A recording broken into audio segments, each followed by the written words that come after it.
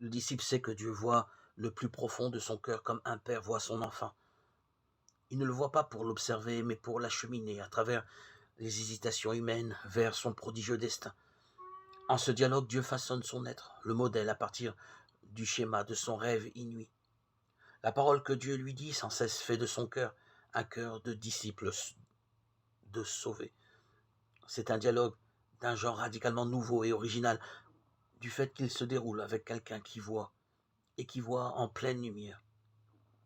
Avec lui, pas besoin de parler pour être connu ou reconnu.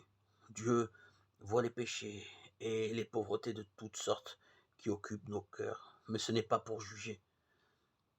Il s'attendrit devant notre faiblesse et il a toutes les trouvailles pour nous faire accueillir son pardon.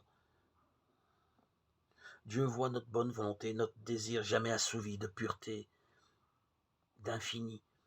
Une volonté bien limitée, fort peu efficace, mais qui suffit à Dieu pour se reconnaître.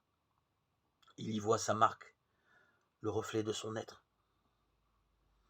Ne voit-il pas déjà son disciple, son enfant, comme il entend voir son Église toute glorieuse, sans tache, ni ride, ni rien de tel, mais sainte et immaculée, Éphésiens 5, 27. Ne le voit-il pas déjà dans la lumière du royaume,